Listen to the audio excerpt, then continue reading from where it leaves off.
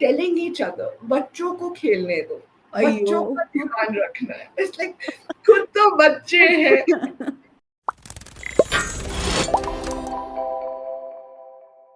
Hello, beautiful people, and welcome back to Parenthoot, where we dive deep into real stories from real parents. Stories that are tender, raw, complicated, inspiring, and honest. I'm your host, Neha Garg, and I'm so thrilled you're here. Today's guest is someone who carries many identities with strength, clarity, and compassion. She is a change maker in the world of animal welfare, the founder of Neighborhood Woof, and an all weather advocate for those without a voice. But today, we are stepping into a more intimate space with her, the space of home, heart, and motherhood.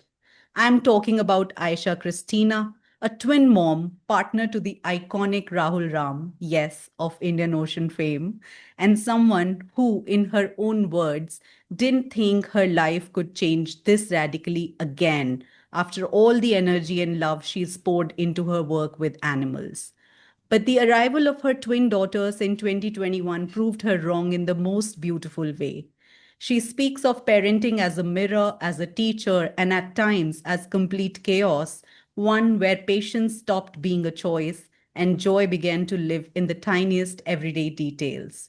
So join us as we dive deep into Aisha's world. Aisha, welcome to Parenthood. I am so glad that you decided to say yes to us. Thank you so much, Neha. That was such a sweet introduction. Thank you. My pleasure. And to get us started, I'd love to begin with a question that takes us into the realm of imagination. If your life was a storybook, what would be the title of your story, and which chapter are you currently on? Oh my God, I think that's an impossible question to answer. Because I constantly feel like life is a storybook. uh, and I don't know where the beginning or the end is, honestly. And in fact, that's probably why I mean, I've actually journaled so much, but it's it's all a journey. Hmm. And I think for me, there is, because age plays such a strange role in my life. I mean, Rahul's much older than me. My kids are much younger than me. I This idea that there are phases of things that happen in life, मैं सब कुछ उल्टा कर रही हूँ. Uh, I'm studying to be a veterinary assistant now. Wow. When it was time to study, I was off gallivanting around town. So I really actually would leave it open. And as for name of the book, I think trouble follows me everywhere. Or where trouble goes, I follow. The family that follows trouble. Lovely, lovely. And I am so struck by something you said to me earlier, that you said you didn't expect anything to change your life so radically again. So tell me, if you had to describe Aisha before kids and Aisha now in maybe two, three words each, what would they be like? I think the most important is so before Aisha had um, rarely thought of uh, the consequences, Hmm. in the sense that if I had to go and fight a battle, it was only me I had to think about. Hmm. I didn't worry, and I thought about my dogs. And what gave me a lot of peace was the fact that my dogs were there at home. But it was not something I was hopelessly attached to, in the Hmm. sense that I would like to believe that um, worse comes to worse, if I had to ever let go, I would let go with abandon. Hmm. That is so not the case now. I think my grandfather used to, when I was a young girl, 6 or 7, uh, every time he had an ECG, he used to tear up at Hmm. home. And I would understand that, and I would understand where it's coming from, but not completely. Hmm. I think he it was hit by his own mortality every time that happened. the desire to see one's offspring forever, uh, that changes. Yeah, yeah. And speaking of, Discipline. yeah, yeah. And the last I would say is discipline. My parents have tried all their lives. Uh, in my organization, I defined the discipline, Hmm. but with and my girls remarkably are way more disciplined than I ever was. And my parents, Rahul, we're all like, okay, how did that happen? We don't know how it's happened. Hmm. Yeah. So you talked about the girls. Tell us about the girls. Tell us something that makes them uniquely them, and tell us the story of their names. So Manasi and Anand, and it's amazing. We didn't when they're born, there are no features. Hmm. Uh, Blob-like is what we never say out, but when they come out, they're they're blob-like. Uh, we gave them names that, as they grew, they have actually taken on. I mean, they look a lot like the people they're named after, Hmm. and they behave characteristics. I don't know how that happened. It's some mega coincidence. But Manasi was Rahul's mom.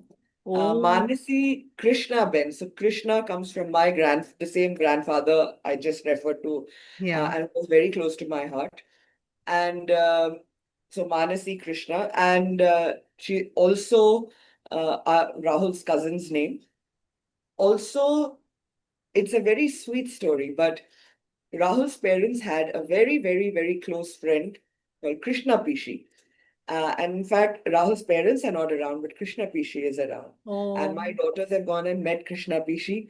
Uh, in a way, she is their closest connection to their grandparents right. because they were friends back then.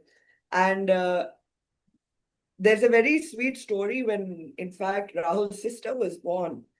Um, his mother had, I think the first baby they had miscarried. So when this girl was born, Rahul's mother didn't want to believe that she had delivered a healthy baby.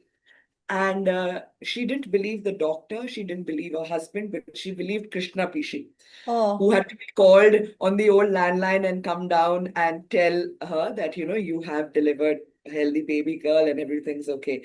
So, a friendship and loyalty for whatever, 70 years, 80 years. yeah. So that's where Krishna comes from. And Anand Edna, Anand is again Professor S. Anand Lakshmi, who is again a friend of theirs, a very progressive lady who was a principal of Lady Irwin College. I don't know her personally. The other is again a cousin of Rahul's, who's a cardiac surgeon. So they have these influences of people around. And Edna comes from my grandmother, who I mean, I have amazing. She was one of the closest people I mean, I was closest to her in my family. I have an incredible soft spot for her. I was her first grandchild. Oh, So Edna comes from there, and it is crazy how much like Edna Anand actually is in her smiles and gestures. Manasi's cheeks. We have a photograph of Rahul's mom. I mean, I never met her because she passed before I entered his life, but the cheeks are like identical, and the smile, it's amazing. So that's where Manasi and Anand come from. And they are both actually named Ben, which hmm, is matrilineal because it comes from my mother's side. hmm, And it came from not rejecting our fathers or the fathers in our lives, hmm, but it came from actually saying, okay, let's accept that uh, that women have a much larger role to play in parenting than just that, and deserve names to be there. Yeah. So we decided to carry that forward. I took my mom's name, and my parents are separated. So I took my mom's name again, not to stand with her as such, but to make a statement about the fact that somewhere in all of this and running families, and I think that also did happen to my mom, and it's something I won't say I struggle with. I'm learning to cope with the different identities we have, and in fact, as you said, I have different identities, and that's not something that is always very easy to cope with, Yeah. and it can be very conflicting. There are entire personality disorders that are based on our inabilities to resign these different identities with each other. Yeah. And therefore, acknowledging the importance and role of motherhood and mothers in general. And then my husband was like, please, मैंने क्या किया है? And I was like, "हाँ, बिल्कुल, कुछ नहीं किया." So we fight about who is, as obviously, where all the good behavior is me, all the badmashi is him. And he says likewise, because sometimes I say, oh my God, how are they so disciplined? And he's like, I something to do with it. But they have just taken over our lives, our dogs' lives. Uh, Hmm. our house is not a house that is geared for children, Hmm. all honesty. Hmm. Uh, One thing I distinctly notice in homes today, this wasn't necessarily the case when we were growing up, but we define spaces for children very clearly. There's a clean floor, we didn't have that luxury Yeah. with 11 dogs in the house. And I used to worry about that.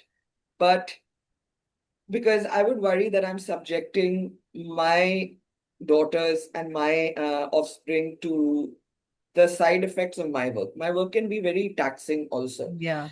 It's emotionally extremely draining. It's also very intensive, um, extreme joy, extreme sadness. Everything is in extremes. Yeah. So it's not an easy environment to grow up in, and I used to worry about them. But turns out that that's just in teaching them how to adjust to our home. Hmm. We've taught them a very valuable lesson about life altogether, and I didn't. It was completely by mistake in that sense. Um, they are turning out to be unbelievably compassionate children Yeah. already. And I am so proud of that. And I see that in them in so many little ways, not only with the dogs, but with other people as well. And I'll mention one story that happened just 2 days ago that particularly touched me. Yeah. But they've just taken over our lives in every single way possible and in a very beautiful way. Hmm. Uh, as I said earlier, our house functioned as a very individual nuclear unit. Yeah. Rahul and I are we give each other a lot of space and independence. Hmm. Both of us. We're not like chasing each other about, it's not possible between what I do and what he does. Yeah. And in fact, his schedules are, he's now started writing them down for me. Like his dad used to when he would go for his keynote, these things, because it'll start with आज मैं पुणे हूँ, बैंगलोर हूँ, तर से गुवाहाटी हूँ, चार दिन बाद यहाँ हूँ. And I realized that when I go out and meet people without him, and they're like, oh, how's Rahul? Where's he? I'm like, okay, Bangalore. And then someone will say, but I thought I just saw he was in Bombay. And I'm like, oh, yeah, sorry. That was 3 days ago. So we get, and Rahul, again, I would say that just even saying that this is something remarkable about him. It is remarkable about him. I'm not saying because this particular aspect is something really special. It is how the world should be. Hmm. But the world isn't. Hmm.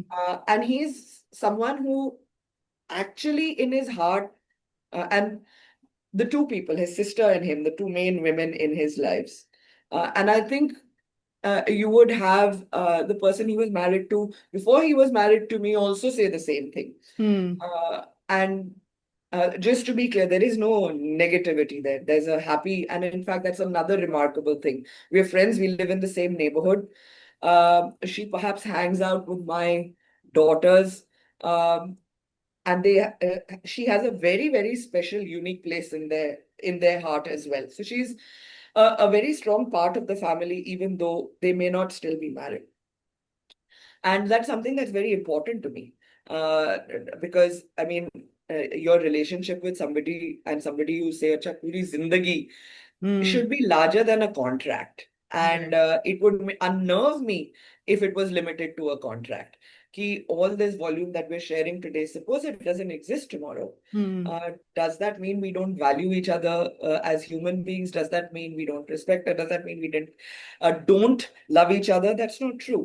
Hmm. So, coming back to the girls here and their life in this setup, which is not a very so my the part I was talking about, Rahul, um, not actually truly being completely gender sensitive. There Hmm. is no inequality here.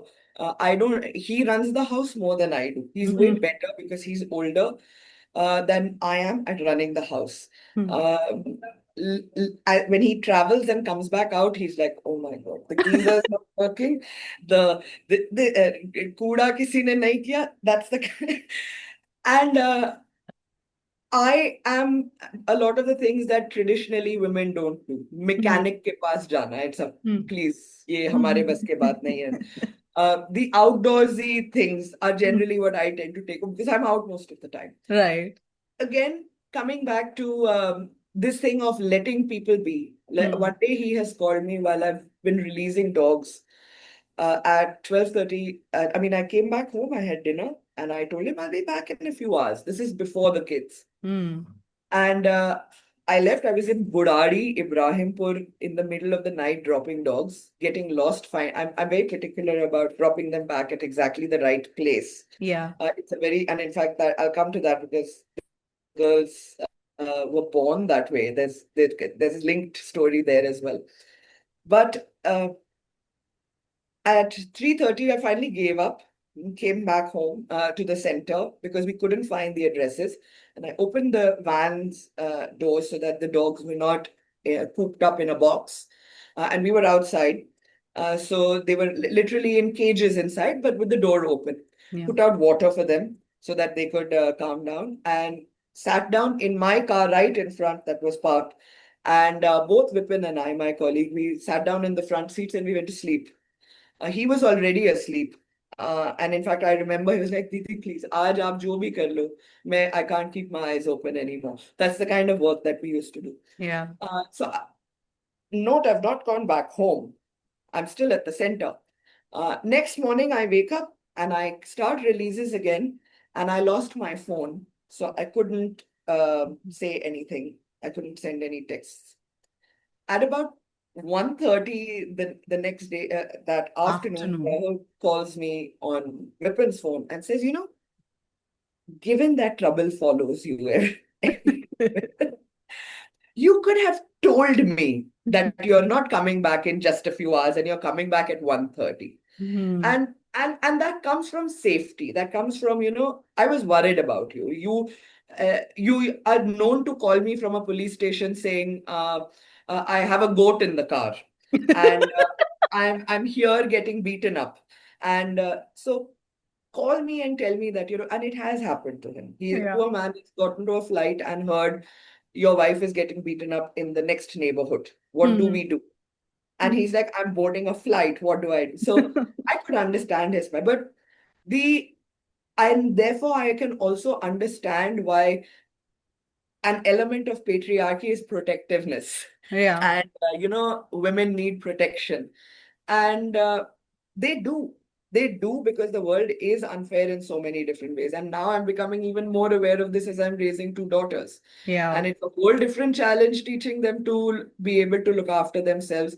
And again, a lot of my confidence about as my mother used to say to me, wait till my parents are absolutely delighted. They're like, revenge is a very sweet, revenge is such a sweet dessert. Yeah.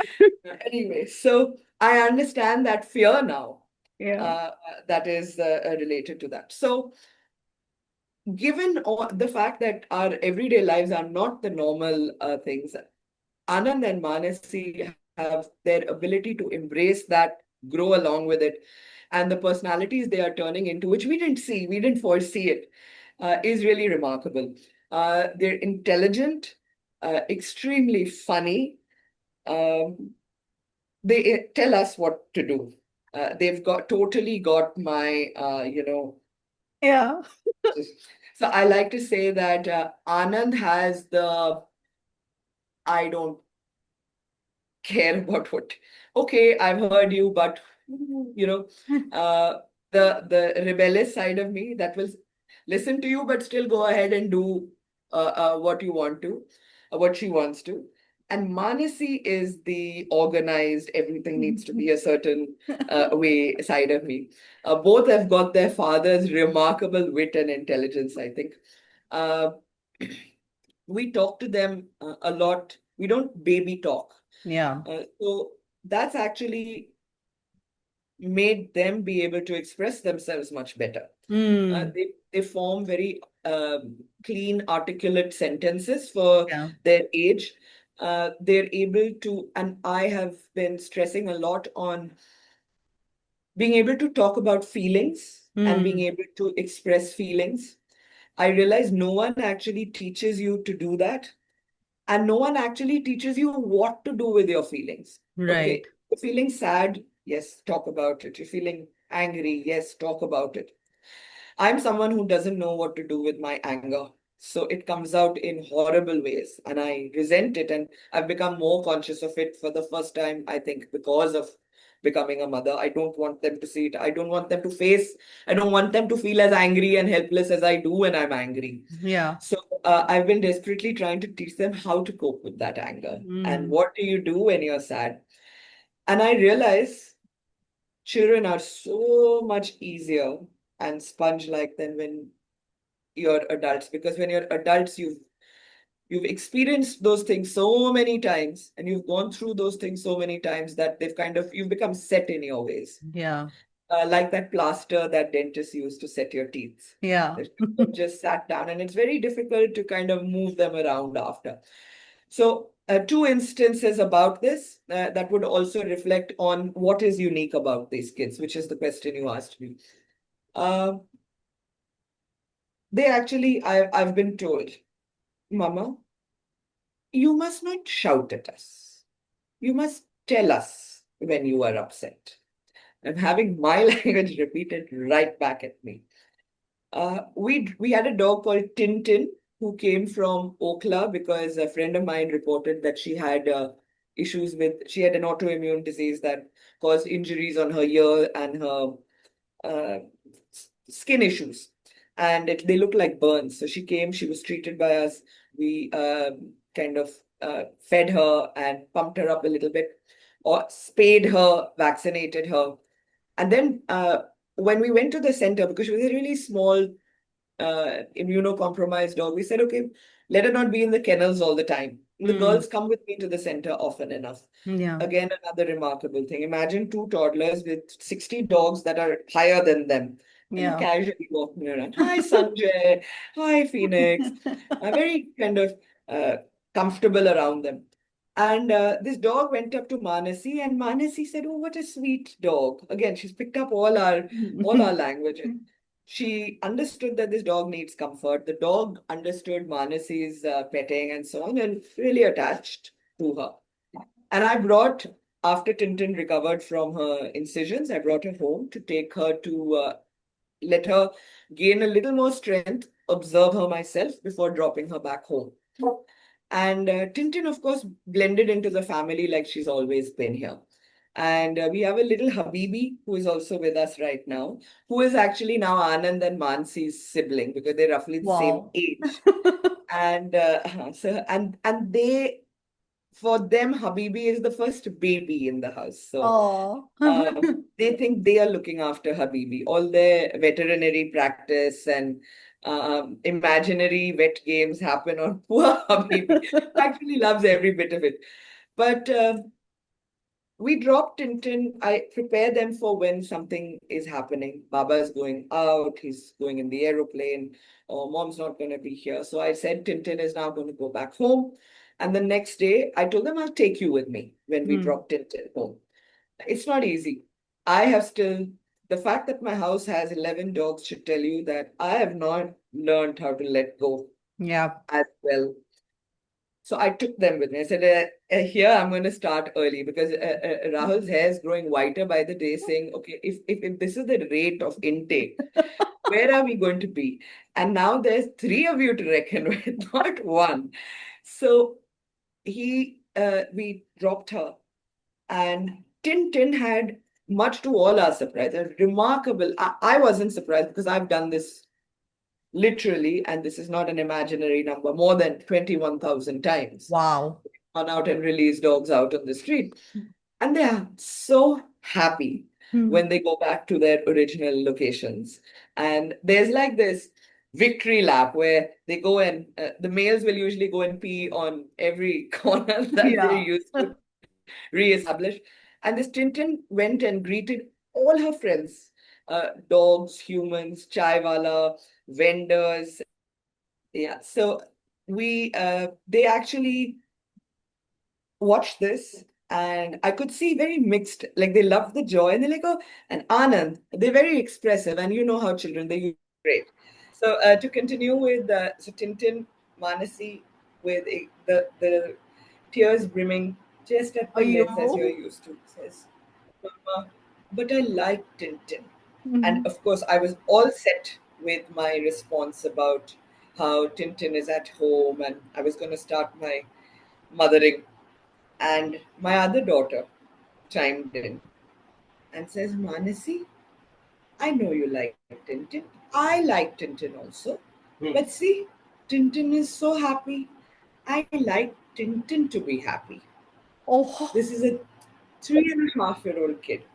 And I don't know when exactly we passed that message on, but I know that kids don't function like that. And mine are also not. Yeah. They put their needs always ahead of this. They can't. They don't have the ability to um, look at other people's. That comes a little later. Yeah. But I realize it's already because the constant, don't step on the tape. Maybe watch it. She's also feeling pain. Yeah. That lesson has crossed over, and that you take another person's account. I also think it's twins. I think it's Yeah. also growing up next to each other and realizing that one has to pave way for what the other wants as well. So the Yeah. combination of the two, and they are. I'm thinking of skipping school. I think they're like ready to go to college. But that, in a nutshell, kind of summarizes where they are at Yeah. in terms of communicating. And the same with, again, feelings and people leaving. And I think just a few days back, we had the same lesson about people because, well, I don't consider her my niece because we're not that different in age, but she is my niece. Hmm. Rahul's niece was here, and um, it was really touching. She spent 2.5 to 3 hours with the girls. She lives in Pune, so she was here visiting. And I was so amazed by. So Anand suddenly, Mishti was leaving, broke into tears, and was really. We've not seen her break down like that. I want Mishti. Mishti mustn't. But we taught her how to say it, and we were really impressed. And Mishti is a psychologist, so for her, Oh. she was also impressed by this little girl turning around and saying, uh, "I want Mishti to stay. I don't want Mishti to leave, and Mishti Didi should stay with me."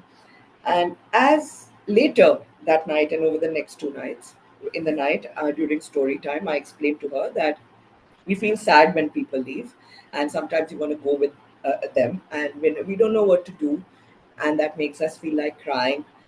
or sometimes it makes us angry. So, and that's about then how you deal with those feelings. We can send them a message, we can call them up and talk to them the next day. And when you're feeling sad, pick up and do something with your time. We can go and color. What do you like doing? Do something that you like doing. Or see Amavas Didi's here, you can go and hug her. By the way, Amavas Didi, Oe Mama, Puke Masi. That's what's happening here. Yeah. The zoo we are in. And actually, it's way better than a zoo because everyone's actually free. Yeah. Uh, so, that in a not so much of a nutshell describes the girls as they are and where they are in their lives right now, which is so much curiosity, so much. We can see them learning and grasping things every day, Yeah. and it's a very delicate balance between wanting to be their friends and playing this role of parenting. It's so strange. Yeah. Everyone is always telling me, Aisha, my friends in school also, my God, this girl is such a mother. She will like, I looked after everybody. Uh, Hmm. if girls were out and traveling, I was the designated driver or the designated, drunk college girls. Yeah. I mean, I was always part of the group that hauled them back into the bus at the end. Yeah. Uh, just kept track of everybody else and so on. And I never thought, I mean, I thought I would embrace it when it came to my own kids. Aha, Ab meri, I can do this my way. Actually, that makes you a lot more nervous about Yeah. every single decision that you make. Is this the right message I'm passing on? Is this the right thing I'm doing? Is this the right way to go? I've never second guessed myself as much as I have as a parent. And that's the biggest change. That's the change I've seen. And otherwise, overconfidence would be the word that my teachers used to use to describe me. A lot of my friends would use to describe me. Yeah. Aggressively overconfident. I think that's changed now Hmm. with them. And you were telling us about the story of their birth. So take us through that. So that was uh, one of the craziest nights I've had. So without getting too much into, otherwise this will become a completely a work heavy interview. But in a nutshell, I sterilize and vaccinate dogs in the city, and I think that what sets us apart as an organization is the quality we bring to the program. And we decided that we're not going to, in India, in animal welfare, it's still not very veterinary science as well as practice uh, is not as evolved Yeah. in terms of a lot of things. So, for example, resident doctors become residents, then they become junior, senior. They go through this whole pecking order before they're let loose on a human being. That's not the case with veterinary medicine. You get to intern on 6 months, and it's entirely upon your instructor or your mentor, the doctors there, to be interested and invested in teaching you. Otherwise, you won't learn. So we were part of this exercise is ensuring that the dog goes exactly back to the right place, and a lot of times they don't. People give us the wrong addresses, and people being the municipality zonal catchers in this case. And the first few years we said, okay, something's not right here. They can't be picking up 200 dogs from this area, uh, and we're just releasing them indiscriminately like this. Something, my instincts told me something's not right. And sure enough, you can make out from the dogs, even if you're not a great reader of animal behavior, that they're not, this is not okay. So we started getting to the bottom of it. And the bottom of it, if, as I said, I don't want to get into too much of that because then that's a whole different interview. Yeah. Uh, but and an equally remarkable, I would feel an equally remarkable one because of the just the unbelievable things we've had to do to get basic protocols followed in our country. So we finally, after nothing worked, we went to the conservation assistant of the Red Fort. We told him that aisa hai, this is happening, and as a result, more dogs that don't belong to the Red Fort are being thrown in here. So he insisted that the CISF and CRPF guys actually take photos, and the zonal catchers take photos, and they come to us. And he insisted on the dogs being brought to us. So we would ensure zonal catchers with every dog. We insisted on it on the first and second day, and then they made sure that they would bring photographs of these dogs. And here, the animal welfare community was furious with me. You should take a stand about them not picking up these sterilized dogs. That should be the stand. Why aren't you doing that? And I know that, and as we have seen happen repeatedly, happen during G20, when there's national pride and international delegates, come on, we're picking up and throwing humans out of the public view and main routes. If you, it's not about placing humans and dogs below humans, but the reason of stressing that point is, if they're doing this to humans, do you think they are likely to give a damn at all about the dogs?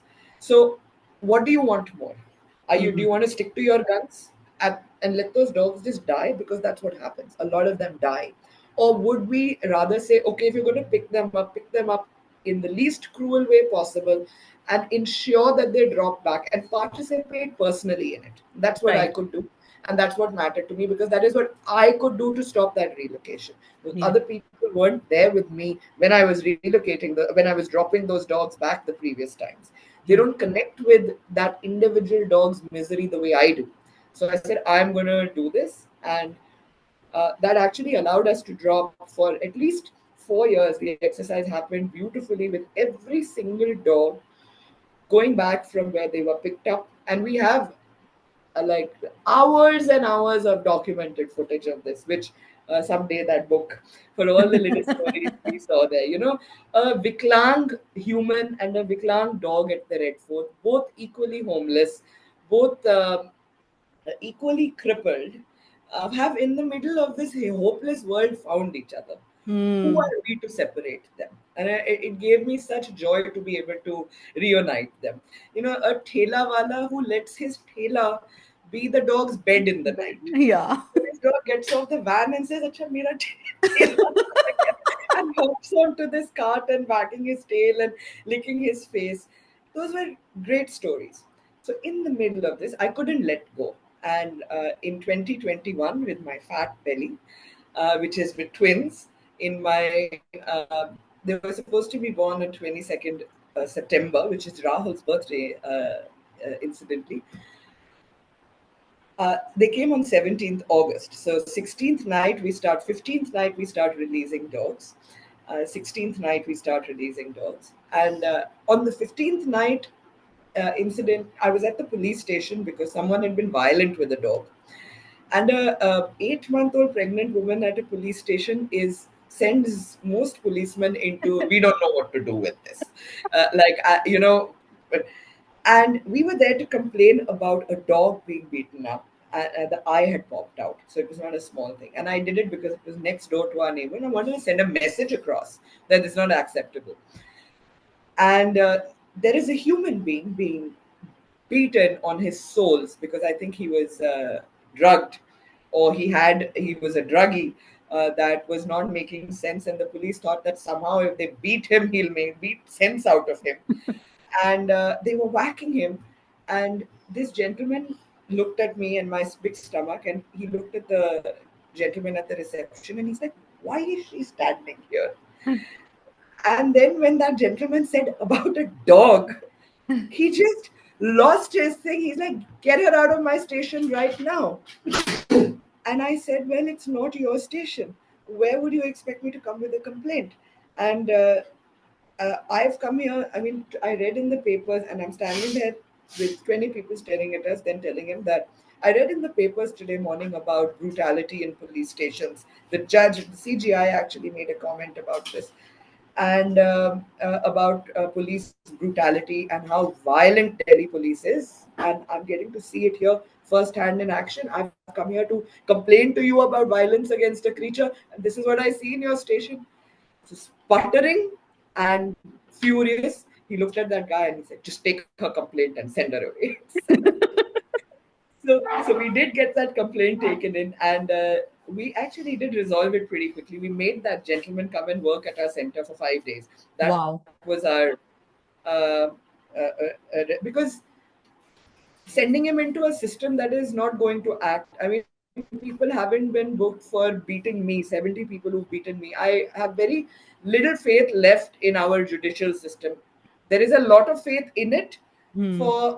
and in fact, there is the only hope now is that judicial system. But when I see things like this, there is a lot that needs to happen much faster than it happens.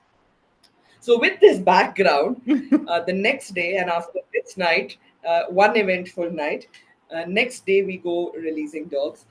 A bed had been put at my center so that I could rest whenever I wanted to. My feet would swell up a lot. So I kept working, and I was told that you work till your last day because that'll keep you as healthy as possible and help you retain the natural fitness you have because of the work that you do. So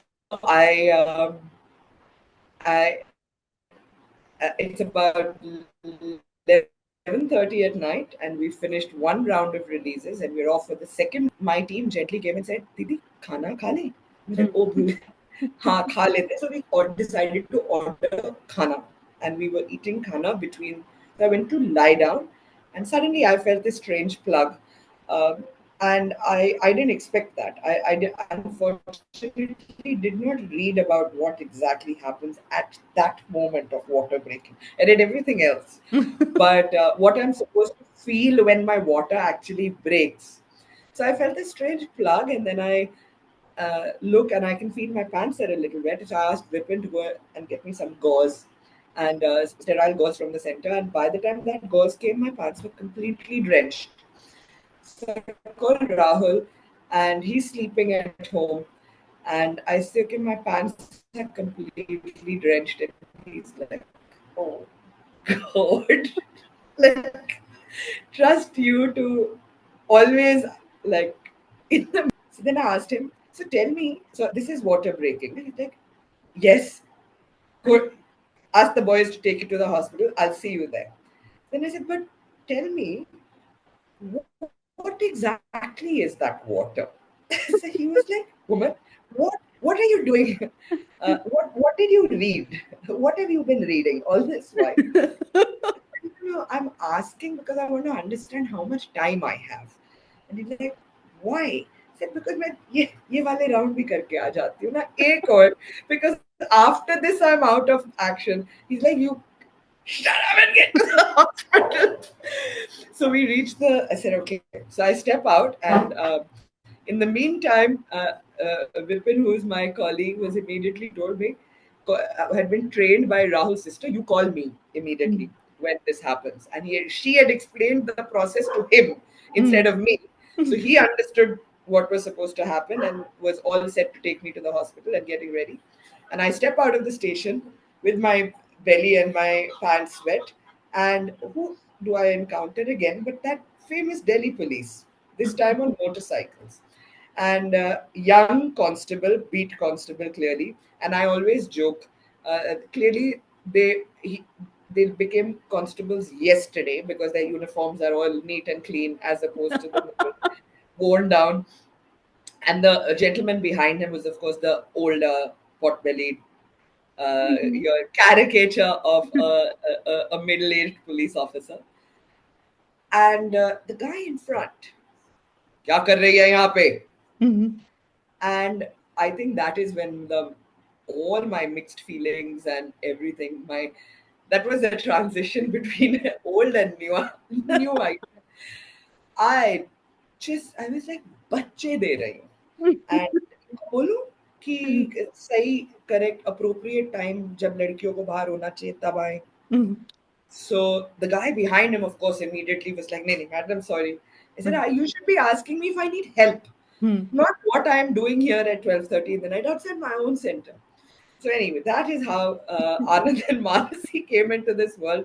We reached the hospital, and 3 hours later, it was amazing how uh, quiet, and quietly they came into the world actually. Hmm. And my doctors and my both the pediatrician as well as my surgeon were just exceptional in looking after me and calming me down. My pediatrician, Dr. Atul Agarwal, I told him, for me, I was told later it was his voice I heard, but it felt like the voice of God telling me, please don't, because I must have been quivering on that table. It's a very, no one tells you this, it's a very alarming thing. So I was really shaking, and he just, I heard the, okay, it is equally our responsibility to keep you out of pain as it is delivering you healthy children. And I realized I had never, ever articulated it. But Hmm. the way we talk about childbirth and parenting and so on, it's completely focused on the kids. Yeah. And therefore, you believe nobody's thinking about you at this point. Yeah. And it's just taken for granted. So it was really nice to hear my doctor tell me, reassure me that equally important that to us is keeping you out of pain. It's not only getting your kids out. We care about keeping you out of pain. Imagine we need to be reassured about Yeah. this. But we do. I really believe we do. And I remember my eyes closed and I passed out. I don't remember anything. I remember waking up in this blurred vision. I could see my doctor in a distance. I think I must have been asking for pain meds. And my nurse told me, "आपकी दो बेटियां हुई है." And Oh. I heard that and I went right back to sleep. I was so, because one of my biggest, now that they're here, I will say it with as open a heart as possible. From the day I discovered that I was going to have babies, and I discovered they were going to be twins on my birthday, so it was like the best birthday present nature could give me. Um, I wanted girls. I've been so clear about the fact that I wanted girls. That it was very important to me, to the point where I wondered what I would do if I had a boy. My friends who've helped me bring them up at home, Abhishek and Vipin, in addition to Rajni and Poonam, who are at home, who look after most of the domestic work at home. Abhishek and Vipin stay with me, are equally a part of our parenting journey. They work with me, and all of this happened somewhere during lockdown, right? 2021, Yeah. 2020. The three of us actually got COVID together, so we were locked up in the house. Rahul was up in the hills. I mean, a lot, the world has changed a lot since 2018 to now. Yeah. The whole pandemic happened in between. And I've been able to do this so effortlessly thanks to their help as well. It would not have been possible. I mean, a lot of people are like, how do you make it look so effortless? And sometimes I also wonder how it's not effortless at all. It takes a lot and lot of work. But it's been made possible because that they say, no, it takes a village Yeah. to raise kids. It's true. I've had the most exceptional help and unconventional. One wouldn't imagine, 25-year-old boy, 27-year-old boy being the best choice for looking after kids. Hmm. And the same for Vipin. He's a younger, again, one wouldn't choose him as a natural this thing, but both of them, interestingly, come from. Uh, so Abhishek's mom, she runs something called Karammar, which is a children's home Yeah. that looks after about 50 to 60 kids. And Vipin grew up in one of those homes. Oh, Uh, wow. One of those, nahi, at the one home that they have. Yeah. Vipin Yeah. and his brother Deepak. Deepak also works with us. He is an artist by profession, but he also works with us, and he's able to sustain the periods where he's not commissioned for his art uh, at our center, being the kind of bada bhaiya who supervises the staff and also participates a lot in our work. The inclusion of them in the girls' lives have also brought, again, a certain element of diversity, Hmm. varying backgrounds. respect across that for each other. It's people that matter. Uh, and Veena's upbringing of these kids has always been that it's not that you're underprivileged, it's not that you are lacking in opportunity, but uh, you've been through a lot, you've been through trauma, and it's how we tackle that and deal with it and cope with it and what we choose to do with it that counts. Yeah. And that's what they focus on. And unlike most children's homes that I've been to, it's a very happy place, very Yes. vibrant place. Yes. And there I will say one thing again. I was so touched when I took my girls there to celebrate Karammar's birthday. On the trampoline, in my own fancy neighborhood park, I have to worry about my daughters being bullied. Hmm. I've had 15-year-old boys tell them, मैं तुझे कूट दूंगा. Hmm. I've had 13-year-old girls step on their hands on a jungle gym to get them off. It's horrifying. The way I see these kids talk to their house help and people around, forget wishing the gardener or namaste to a guard. That's out of their existence, ambit. But um, so this is a scenario in my fancy neighborhood with super privileged kids, right? Hmm. And there we are at Karamad on a trampoline, which is and kids jumping on it. And my daughter saw it and were like went straight for it. And five of those kids who were 2 or 3 years older than Anand and Manasi promptly moved back, telling each other, बच्चों को खेलने दो, Ayyo. बच्चों का ध्यान रखना है. It's like खुद तो बच्चे हैं. So sweetly, बच्चों का ध्यान. That comes from parvarish, and that parvarish is so important. Uh, where I wouldn't let and I know these very same people, had they to go to Karamad, they would treat those children there. They wouldn't let their kids be on that trampoline. Yeah. That's the level of discrimination that exists in our society.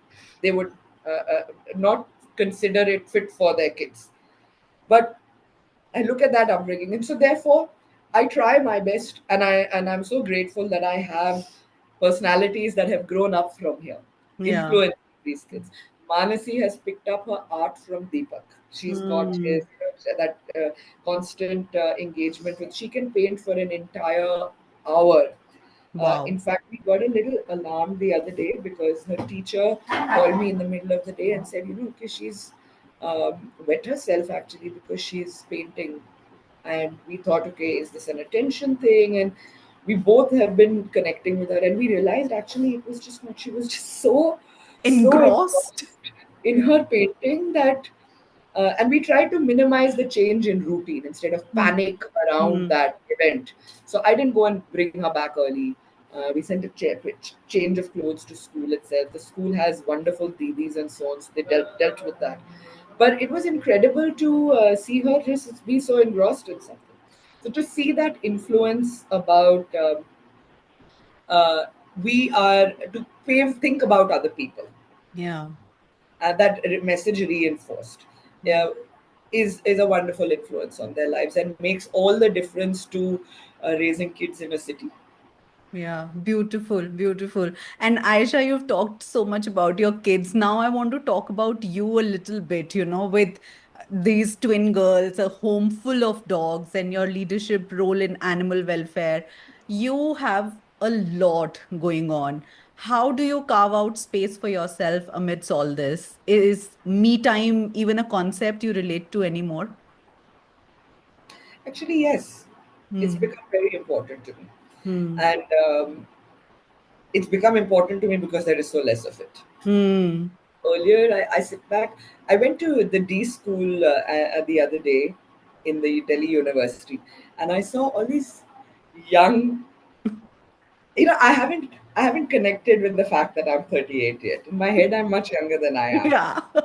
And when I see other 38-year-olds, like especially the parents, some of the parents I interact with, they seem much older than I am in my head, and exhausted. And I think again that's because of the work I do. It's like if you see me on a regular day, there'll be a bag, there'll be a dog, there'll be a baby, uh, something else, and I'm kind of it's part of my life. It's not. I've learned. to deal with it. And actually, it's the chaos the dogs brought that made the twins also a lot easier for me, I Yeah. think. Yeah. 10 years of training has stood me really well. Yeah. But um, I realize that if I don't take that me time, I'm getting lost. Hmm. And I'm not being able to focus. I'm not being able to decide what it is that uh, what's the next step. And it's very easy in my life to get lost in daily chores and daily tasks. At the center there's my tasks, there's neighborhood wolves tasks, there's the children's tasks. My job list is a joke. If anyone look at it like, okay, that's not happening, Aisha, in the day. But that is it, and I like it. So I have been taking that time out. It's usually in the middle of the night, which is why I look like I'm really groggy and sleepy right now. It's usually till I'm up, and that's the time I get to actually also work, put down my thoughts, uh, get some peace and quiet. Hmm. uh, this time right now when the kids are away at school is especially cherished time. Not because I want them away from me. I miss them when they're at school, Yeah. but one needs some distance as well Yeah. from, and I think they also need it. That independence is important for them. I'm actually considering online schooling. I don't Hmm. want to send them to school uh, Hmm. right now, at least. I want them to be older before they get into the outside world. So I'm bracing myself for more time with them at home, and two girls there. Hmm. But and we're also thinking of doing this not in Delhi but in the hills, Hmm. because it's better for them to be able to breathe better quality air, open space, security, the dogs. So that me time is factored in there uh, Hmm. automatically. It's my choice to go to the hills. It's my choice. I mean, otherwise I would limit myself, right, and say, "Nahi, nahi, bhai. Who has this?" People are looking at me like and saying, how are you believing you have this luxury? And especially the older generation of my matriarchs, who I love. I don't mean any offense to them. I love them, and I count on them for advice. And it's like constantly telling me what I should be doing or not thinking about or not taking into account. Uh, and they're like, "How are you believing that you have this independence? Do not put them into school." Yeah. And I'm not going to put them into school. I want to live in the mountains, and I think that we can get them an excellent education there as well if we try Hmm. and breathe. So it's not only for me; it's also them, but it's also me. Yeah. um, and there of course is connected an automatic. We want to have a little pet friendly home for dogs, a pet friendly place for people to leave their dogs when they travel. That need is coming up in the hills. So imagine work and home being roughly the same thing. So those are how we work around um, time. As I said, I'm doing a veterinary assistant course. That is what I look at as me time. Uh-huh. And everyone I know is like, okay, there is something wrong with you, because you have right in the middle of, we've done a major project right now by turning around a government infrastructure. It's the center that we operate in is a municipality owned premises. Yeah. But we've been struggling with bad infrastructure for so long that this time we went out for 2 years. We've been actively fundraising, and we just decided to overhaul the infrastructure on our own. In the bang middle of that, and 3.5-year-old girls and the 11 dogs and all of this, I've decided is the perfect time to do my vet assistant. So that is how it's saying no, it has to happen. And me time is no less important than all the other things that I have to do. Yeah. Yeah. Finding that time. Yeah. The other me time is making sure that I go and get to pet all my 11 dogs, for Yeah. instance. That is part of it's very important to me to be able to do that. I regret not being able to spend as much time with my oldest dog, Lufi, who I cannot believe I've actually spoken for almost an entire hour without bringing her up, Hmm. because she is. as central to our lives as as my daughters are today. She's gone, but she's still as central to our lives. She was a force of nature. I identified a lot in her, and I say, if I could, to me, if you ask me, who do you aspire to be, Oh. and who do you want to be, and what is the personality that you would like to be, it would be my dog. Uh, and I'll have just one because one story about her Yes, personality that I would please. like to share specifically with all women out there.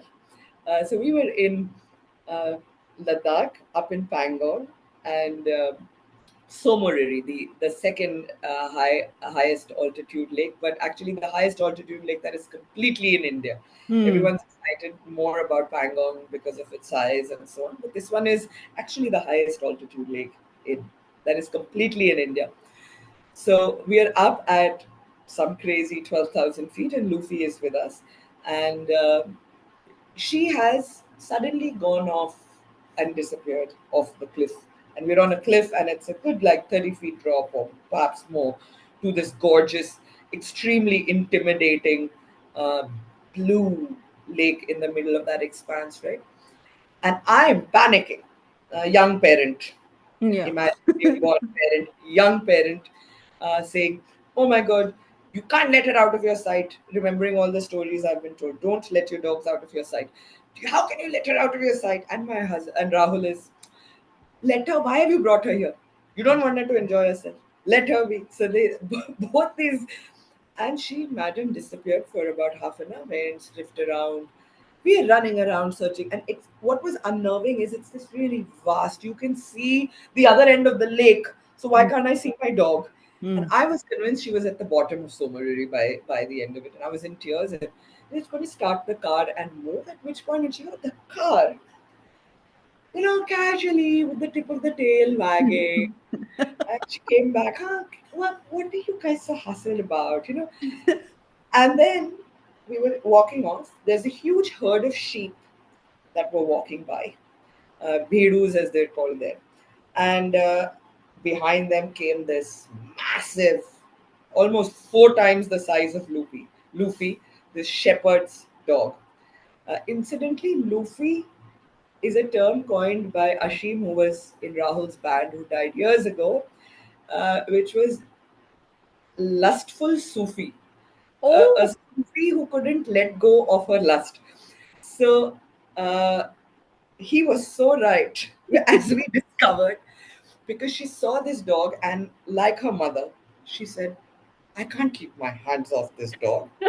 And she went straight to him and, slowly, tentatively, because he was huge, and I would have gone to him tentatively as well, and holds her head up as high as possible. And he also stops, freezes, tail stiff. All the signs that tell us, okay, this is not good news. And both their noses, for just like about 10 seconds, their noses kind of touch absolutely still. And then he broke into play. And she was like, paw comes out and flirt, butt in his face, this, oh my God, you want to play? And then they had this 15 seconds of play, after which he ruffles himself up and says, मैं जा रहा हूँ. I have work to do. तुम्हारी तरह नहीं हो. And ruffles his coat and all set off to follow his herd of sheep. And Luffy, I expected her to actually just follow him. She didn't. Guess what she did? She went and sat looking at the lake in the direction he had come from, saying, man, I'm sure there are more that are going to arrive here. ये जहां से भी आया था और आए होंगे जरूर और आएंगे. So she just decided to park and perch herself at the. We have a gorgeous photograph of her sitting there waiting for the next guy to come along. That's the dog I want to be. Nice, nice. And thank you for bringing her story into this conversation, Aisha. You talked about me time, you talked about doing so much. I'm also very interested to know, on days when it all feels like too much, when probably because of the kind of work you do, you're ready to, you talked about anger, you talked about feeling helpless when you're ready to, maybe tear all your hair out kind of a situation. Is there something that you hold on to or, come back to center yourself? The dogs, the Hmm. babies, and the work that I do. Hmm. Rahul, Hmm. stability, a gentle reminder of all that there is. Yeah. That is so healing. It really is, and I'm so glad you mentioned it because it is as much a part of my identity. Hmm. Anger, trauma, pain, and there are various cycles of trauma that I'm desperately trying to break with my daughters as Yeah. well.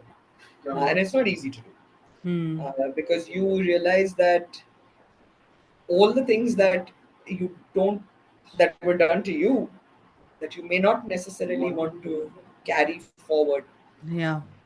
you and like the teeth I was talking about that kind of gets set.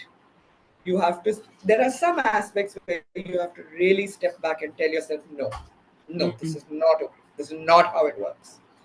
um, the other day I really I mean one of the tearing hair tearing moments that you're talking about, um, and I realized that my daughters sense it. So Hmm. they sense it. They're just acutely aware of my expressions. They know when their mom is angry, happy, sad, and therefore that bothers me because sometimes I feel they feel the burden of making me happy, and I don't want them to feel that. Yeah. I want them to be good girls. So sometimes this is what I say. Lessons get confused. Yeah. Uh, Crying is a bad thing? No. Crying for small things is a bad thing. Hmm. Crying for silly things, crying for tantrums is a bad thing. But if you're feeling sad or upset or hurt or angry, then crying is okay. And I have not only have those conversations with them, but try and illustrate it also. So they ask me, if they see me crying, they ask me, and I answer them honestly. I never lie to them about why I'm crying, um, and they accept that. And in fact, I'm amazed by the advice that comes back my way sometimes, because it's so innocent and so clean, and I actually almost always follow it. Uh, the same I feel about. I really lost my cool, and I raised my voice, and I was feeding Anand, and they're actually very good kids. They don't. They're not cranky about food. Right in the very beginning, as I could see that stubborn wala stage start, I decided to give them choices, Hmm. this or this, but one, either or, but either or में से एक को आपको खाना पड़ेगा. A school also, they have 2 meals at school. That's another added. So I lost my cool and I raised my voice, and I know she got really alarmed by it, and she didn't like it. And I promptly got the behavior I wanted, in the sense they went about their business, we ate their food, and but later on in the night, I apologized to her. I said, "I'm sorry. I know that you got upset with Mama for scolding you and screaming at you, and screaming is not good. Mama shouldn't scream. She asks you not to scream, but she also shouldn't scream." I think sometimes accepting your faults in front of, I don't know, I will realize this when they're older. Yeah. Uh, but so far, what I'm seeing in how they respond to what they're seeing. As I Yeah. said, they pick up much faster, they absorb much faster, and I'm hoping that these repeated lessons in time will help them be able to be better adults than all of us are at coping mechanisms. That's the aim at the end of the day, to help them. I think as much as protecting, you want to protect your kids from everything. But Yeah. I think in doing that, sometimes you prevent them from um, coping, learning how to cope, Hmm. developing coping mechanisms. If they have everything and everything is hunky dory and pretty, then they will not know what to do in distress. That doesn't mean we manufacture distress, Yeah. but we perhaps expose them to it in a protected environment, just for the purpose of teaching them how to cope with it. Yeah. I think that really works. So I see that working much more. Hmm. And I see that feedback come back to me from them in ways that they, little ways. Okay, Mama, see, I did that. 3 days later, I'll be told, see, Mama, I did this or I didn't do this. Hmm. Uh, and okay, so when you, by mistake, your hand may touch somebody or you may jump, what kids do all the time, right? And sometimes it hurts and Yeah. they get hurt and kids cry when they're hurt. So we've taught them to understand the difference between somebody hurt you by mistake and it's not that they did it deliberately and they were out to hurt you. Right. So we say, I'm sorry, I'm sorry I did that, or I'm sorry I dropped that, or I'm sorry I fell. We do that and now they do it back to us. Hmm. I'm sorry I hurt you, Mama. I'm sorry I fell down.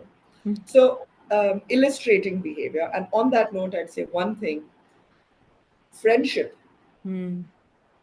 Rahul and I both individually have lots of friends, Hmm. together and individually. There was a time when we were out almost every second night, back home late in the night, which is not the case now, of course. But because that is not the case now, and we don't illustrate friendship to them, we can't show them. They don't see Rahul interacting with his friends. They don't see mom interacting with her friends. Uh, I think that's a very big role and has some role to play in them also being very happy with each other. They will Hmm. still not come back with home with school, bachcho ke naam. So Hmm. many, I mean, they're all touching four now. And they'll say, I have friends in school. I did this with my friend. What's your friend's name? Nothing. Hmm. I don't know. And I realized the other day I went and hung out with a friend of mine who, was trying to be all suave, single man. Ah, beta, आप ना juice मुझसे आके मांगना mummy से मत मांगना. I come and ask me and I said हाँ हाँ ठीक है no problem. तो 1 घंटे में ना he's like मम्मा ये लो जूस Hmm. आप मम्मा से पूछ लेना. I said there's a reason why one differs things to mothers. They know how to, with both of them. And I've taught them how to say the magic words, right? So I will say the magic words. Please, please, please, may I have this? Manasi is very smart the other day. So he was offering her a chocolate. And I said, what are the magic words? Chocolate. Chocolate. So that's very important. Illustrating. So the moment she saw that evening, and she saw we dropped, I went to my friend's house to drop the dog. She saw me interacting with my friend. She was introduced that this is Anu Masi, this is Anando, these are. She came back home to me in the night. Mama, these are your friends. You like your friends. You play with your friends, and so on. So I think it's equally important to illustrate behavior. Rahul keeps checking me. He's like, you can't be having all your harassed phone calls because we watch In you front of. very closely. When you're talking to each other, you don't realize you're angry. Your voice is animated, but it's bothering them, and it's true, it does. Yeah. And that's actually my biggest thing right now. Learning to contain those days that my hair is falling apart.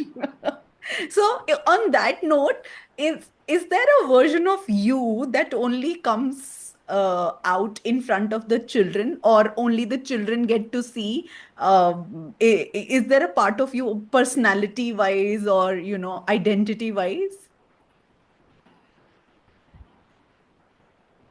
I wouldn't say. I think because of the dogs also, no? Hmm. ऐसा नहीं है. I try and be my, yes, a better version of myself for Hmm. them. Definitely, most definitely. But I don't think so. I think they. I am in fact reminded of my closest friend in school. We used to be up to like mad antics, Hmm. like uh, uh, down to you know giggling in the middle of the night with a hand shower, saying this is how men pee. Completely like inane uh, behavior. Like my father, poor man, would go nuts because he would be like, these girls just talk non-stop and they talk all the way. Like if he was ever sitting in the car with us, that goofy, let your hair down. laugh at silly, absolutely ridiculous jokes, completely nonsensical conversation. The kind I think I had with her, and I still can if I connect with her. And we kind of meet and talk, and we can be right back at where we left off. I think that is the relationship I have with the kids. Wow, wow, how We're also beautiful. friends. I love that they think we're friends. Because they Hmm. pointed it out the other day to me, Mama, we're friends. Hmm. Because I asked who your friend. Mama is my friend. Baba is my friend. Vipin's my friend. Abhishek's my friend. So we Yeah. are their friends. Yeah, yeah. And is there I'm so interested because Also, one moment. yes, please. It's the one side of me they see is absolutely naked me. Uh-huh. Because I have a bath with both my girls. Hmm. And that has been a lesson for me as well as them in body positivity, being comfortable around ourselves and comfortable with our bodies. Hmm. And everything. For example, I don't think anyone else in the world has seen what my sanitary napkin looks like. It's such Hmm. a wonderfully personal thing.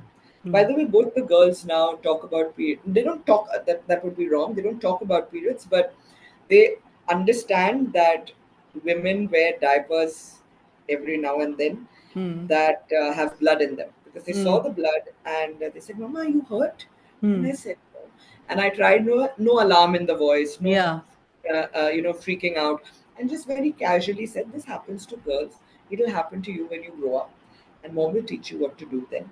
So they're very sensitive now to, for example, all I need to say is, okay, girls, I'm sorry, I won't be able to, please don't jump on my stomach right now because I have my period. Or, Anand, would you walk on my back because my back is hurting? I have my period. She's like, yeah, mama, are you okay? So How that is a beautiful. part of me that no one else sees that they see. Yeah, this reminds me of I don't want to make this conversation about me and my son, but this reminds me of a instance where I was using a sanitary napkin and he happened to be in the bathroom, and then he asked me, and he's just 2 years old, and he asked me, "What is this?" And I said, "जैसे आप diaper पहनते हो वैसे मम्मा कभी कभी diaper पहनती है," and things like that. And he's like, "Okay, मम्मा का diaper, okay." And then he just went and he said to his dad that, Papa, I saw Mama's diaper. And that's it. And as you said, with no alarm, if you make it normal for the kids, Yes, you normalize the whole absolutely. thing. Yeah. You know, I remember when I was in class three, my first experience with periods. I was in class three when this girl came running into the bathroom, thinking she was dying. Hmm. And I remember feeling, again, I can articulate this now. How are you so paranoid about this whole, taboo subject, including one's sexuality? Hmm. Moving on from puberty to sexuality. How are you so worried about it to the point that you're willing to traumatize your own kids Yes. rather than have them aware about what is happening to them so that Yes. they can do something about it? And Yes. that's what is more important than your body? Yes. What is more important? I don't know. For Yeah. a dog, the dog's body is the most important. For me, my body, what is more important than there is nothing in the world that is more important than your body. And I think it's important that one acknowledges that the me time you talk about, one acknowledges that it's not only about time, it's Hmm. about this is my body, I need to take care of it. And therefore, I think it really made me very angry even back then. So I explained to this little girl, I called my teacher in my science. Look at a 3-year-old kid's brain. Science teacher ko bula ke laungi. She's the Hmm. person that can be trusted to deal with this child, right? And my science teacher, I remember Mrs. Menon, she was a darling. So I knew that she was someone one could, approach and talk to and say, and she was stunned by the fact that I had chosen her as the teacher too. I remember her patting my head and saying, "Beta, you're very wise for your age." And I never understood it then. Never understood it then. It took so many years later. But look at how that experience marked me. I went back home and I told my mother this. And my mother promptly pulled out one Johnson's and Johnson's, with these perfect women, with these perfect pearls. And those photographs during 90s studios made with that Yeah. slight fuzziness and curly hair वाला एक जो हमारी Madhuri Dixit and Kajol के gloss posters वाला feel, Hmm. this perfect Johnson and Johnson's 90s production, yeah, Huh. basically about womanhood and smooth skin and I was like, Mama, look at my feet are full. यहाँ पे scar, यहाँ पे कुत्ते का bite, यहाँ पे कुछ something, and I've never looked like that. I mean, that doesn't mean I don't believe I'm sexy. If I want to be sexy, I'm sure I'll be. But I'm sorry, ये सब मुझसे नहीं होता. तो why is that the only expression of womanhood? You know, Hmm. why isn't that extremely muscular? What's that lady? I'm forgetting her name. The athlete who gave Nike a good talking to by raising that shoe brand. Um, she's actually started a whole brand for shoes. I am Uh, forgetting her name now. it just Hmm. suddenly popped out of my head. Why isn't her absolutely muscular form? Why isn't that also a version of motherhood or womanhood, for that matter? So that's my point. Or that absolutely voluptuous woman that actually most men will not stop ogling at. Yeah. Why isn't that too another example of womanhood? So that's where I come from in Hmm. in this particular. And my mother then started telling me about she मतलब मैं क्या पूछ रही थी. I'd asked her what are these wings, because then sanitary napkins say wasn't very clear to me either. And I remember reading her sanitary uh, packet packet in the bathroom. I used to love reading in the bathroom. I've grown up reading Enid Blytons and all sorts of things in there. So there was nothing to read, so I started reading that packet, and it said wings. I was like, wings? Why would my mother? Why would my mother need wings? For about 2 days I was, and that too in her underwear. It Hmm. just made no sense to me. Like, does she have them fly up from here to the terrace? What's going on here? So really, and then she explained to me. She sat down and she showed me the wings, and I was extremely unimpressed by what those wings were there for. Like, boring. And instead of just letting it go at that, my mother started with, here are ovaries, here is a penis, here is, she drew out, made diagrams. Like, suddenly found myself transformed to grade 9 biology, where my mother decided to, explain everything to me. And I was like, I just asked about periods. Wings. I don't know where you've gone with this. And a few months later, I subjected my poor brother, who was in grade 6 then, and we're sitting in a van. And he made the classic mistake of asking his sister what the word FUCK means. And instead of actually just telling him, giving him, I then started drawing ovaries. And I said, okay, let me taught you what mom taught me. He's like, okay, I just asked what FUCK means. Why have you done this to me? I said, why only me?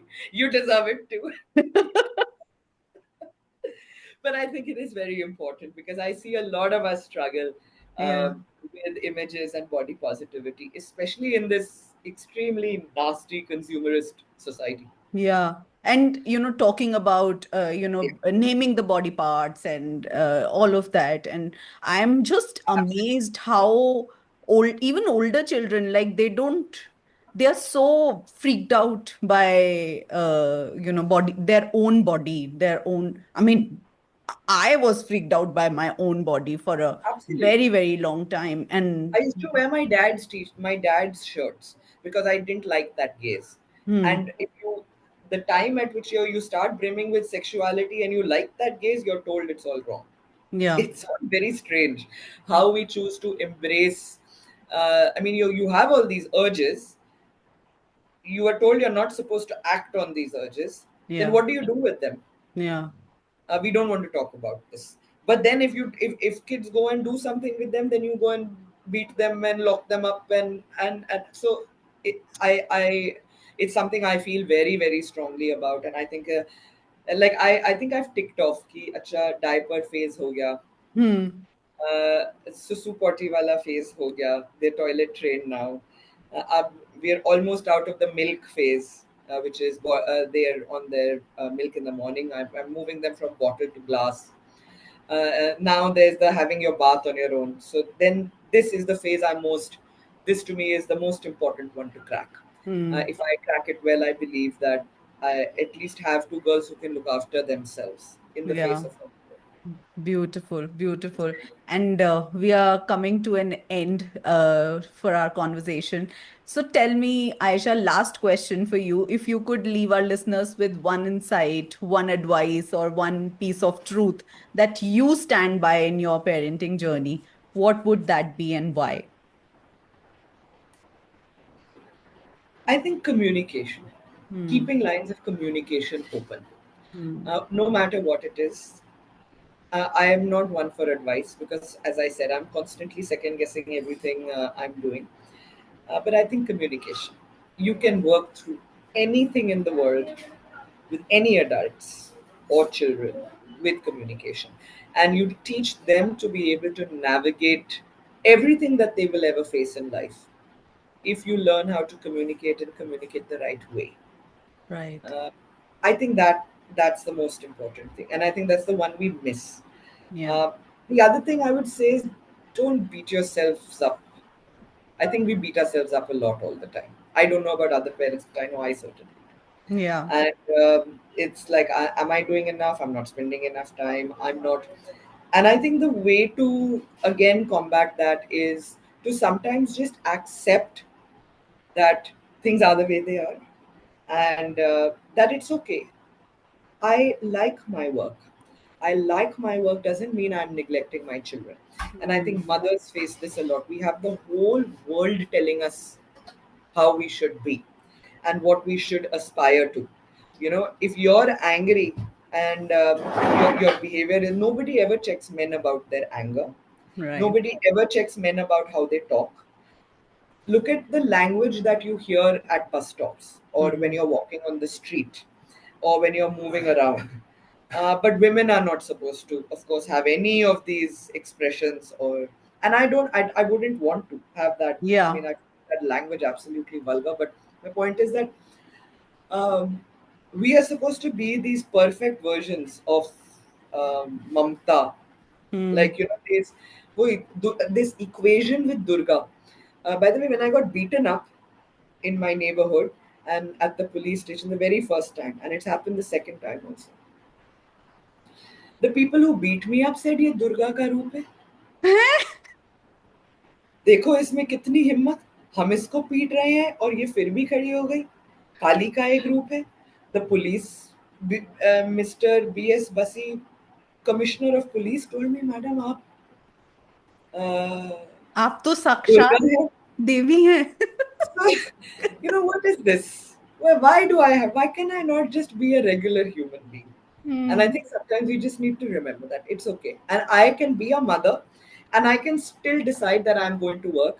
I can still decide that I will tell my children, Mama is not available from 2 to 5. Hmm. This is who you talk to when you need somebody between 2 to 5. I've made arrangements for that. But Hmm. right now, you can't talk to mama between 2 to 5 because mama is busy. I think it's okay to sometimes say that to children. Also, set them up for very clear expectations. Hmm. Uh, and lying, I think, you know, a lot of people wonder where their children learn to lie. And this is something actually my school, the school I sent these kids to, the teachers reinforced uh, for us as well, for me at least. You know, they have parents who will say things like, kids who are cranky going to school, um, beta mall le ja rahe hain, beta. Oh God. So then you wonder where your children learn to lie, where your kids learn to lie. So I say honesty, Hmm. and that comes back to communication. Right.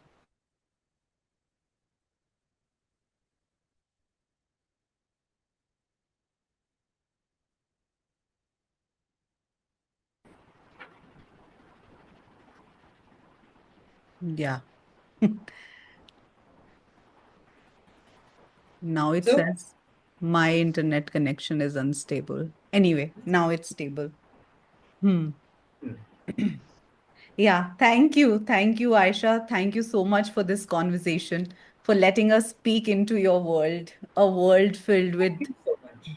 I love it. Your universe. This is filled with deep purpose and also the dogs and the babies and so much real joy.